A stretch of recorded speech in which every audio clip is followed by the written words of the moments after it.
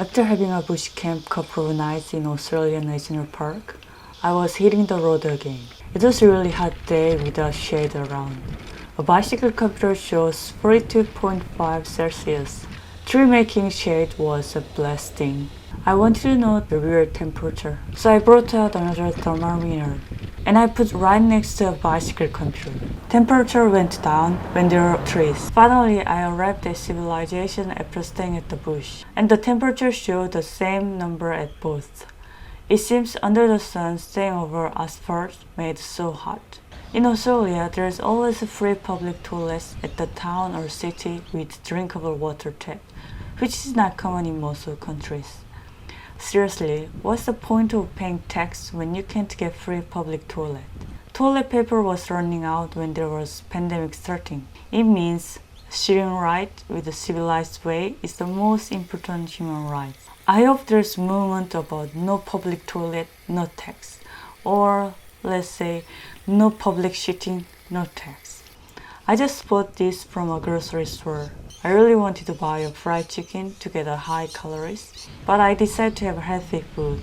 Taste was just so-so.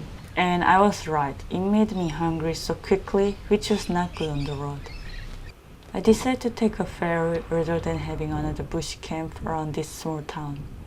Is it possible I take things? Yeah?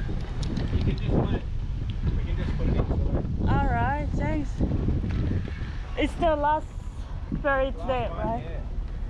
Tonight, I really wanted to sleep under the roof. Not sure I can get anything if I cross the river to go to a city. Luckily, I found a plug socket. My phone was nearly dying and I used all my power bank. The hope didn't last long that it didn't work. This ferry was really old and it reminded of my old trip from Sudan to Egypt by ferry that was full of people everywhere.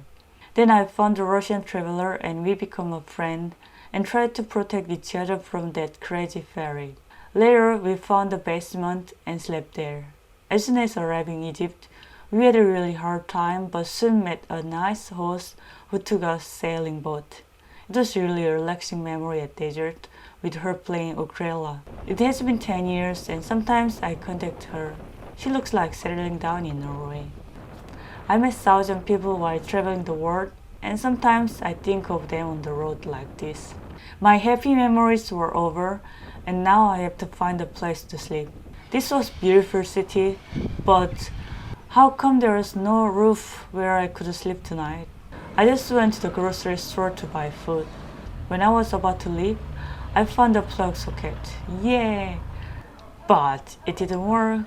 Why? All accommodation was so expensive that I had to sleep at the bush again. This place was really dodgy with all rubbish abandoned. Mosquitoes were crazy that if there was a cliff, I might jump out rather than setting a tent. I had to try simple foods for dinner. Next morning came and I was happy to be alive as I was nervous about this dodgy place. Actually, it looks like a nice place where I pitched my tent. My phone was dead for the first time probably cause somehow I always kept it alive on my trip. My camera dead too and GoPro was about to die soon. Then I remembered I had extra phone with a broken screen that I could have used. Just had my coffee and we fixed brekkie. Time to pack.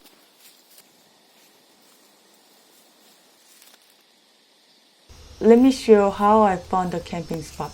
On the track, I found a little space on the left, and then I checked inside and it looks like hidden from the track. Actually, the ground was not good, but it was alright when I couldn't find anything.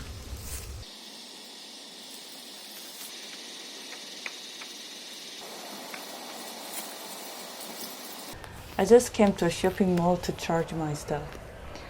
And I found a caravan site with a cheap price.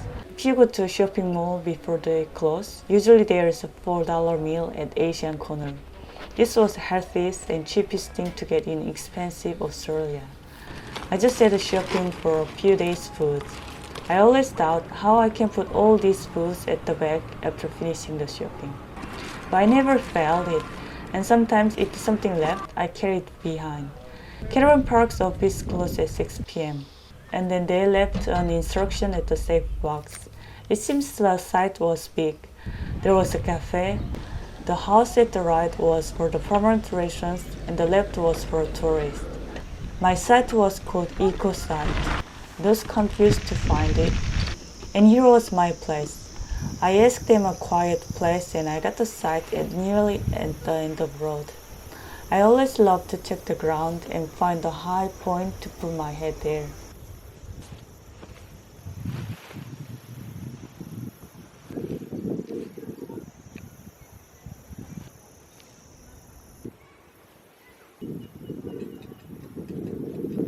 This view was not like a caravan park, but a bush camp that I liked it. I would just stay at this camping site 2 nights, so I organized things nicely. There was a camping kitchen with a fridge that I put my food there. A toilet was a bit far, but still, I like a quiet place. My $4 food was so amazing. Morning came and what a nice view.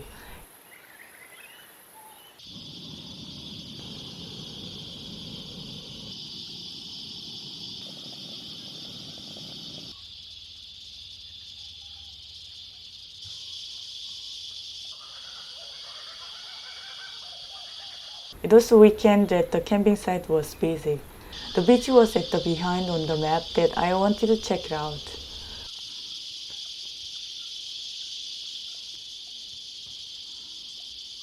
The one thing I learned in Australia was you can leave your flip-flop at the beach before walking, and no one would steal it. It was like 15 minutes walk, and the view was gorgeous. What a morning gift I got.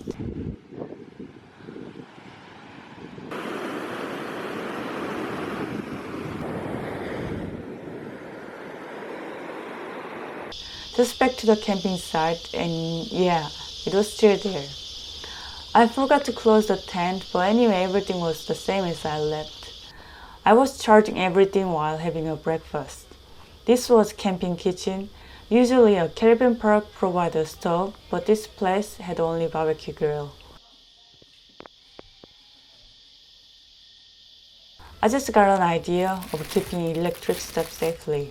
Put them at the plastic bag, and then I can hear if anyone trying to take it away. I'm going to go to a beach to surf, which was just 10 minutes away.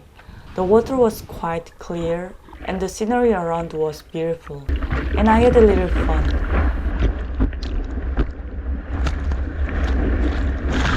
But water was so cold that I decided to go out. The feet were freezing that I just put them under the sand. Here trying under surf. Check anyone coming behind. Clear. Let's take this wave. This was the best wave I ever had so far. It made me smile so much. I should capture this clip for a profile picture.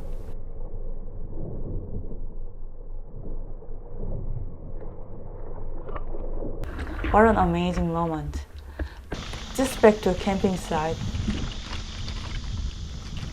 There was iguana, but it never harmed people, so I didn't worry about it. Lunchtime.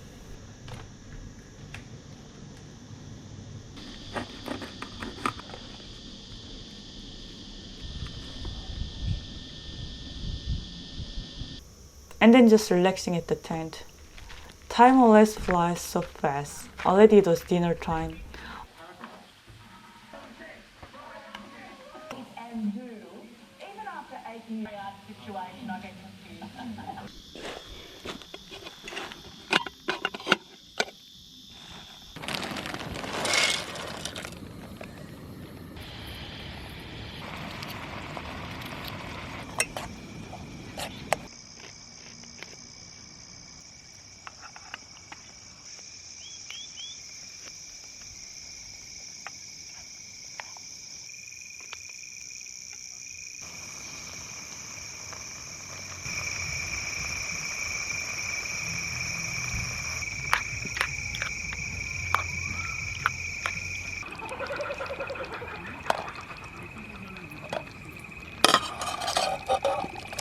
I cook pasta often when I do camping.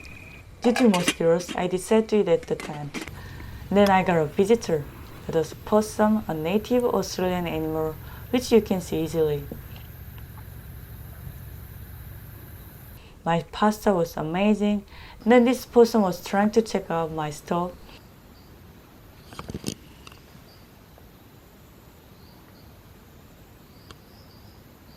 But then went away. Another beautiful morning came. I ordered moved to the cabin as there was weekday sales. This camping site was $25 and the cabin would be $72. This deal was difficult to find at any other place that I felt lucky as especially it was near the beach. The camping site became very quiet during week as well. Nearly everyone left except me at Eco site. Before moving to a cabin, I went to surf. Good morning. Good morning. Always water was cold no matter where I surfed in Australia at the first 10 minutes. After 10 minutes, I forgot about the coldness, and always surfing is so much fun.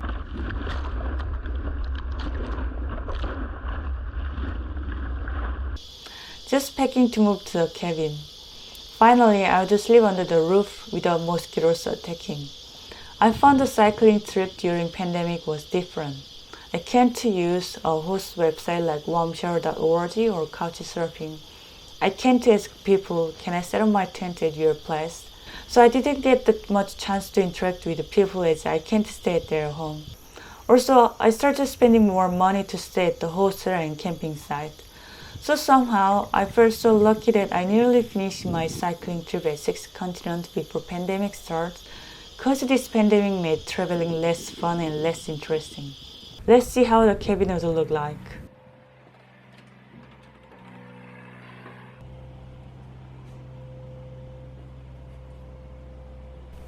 It looks very modern, clean, nice with the air conditioner.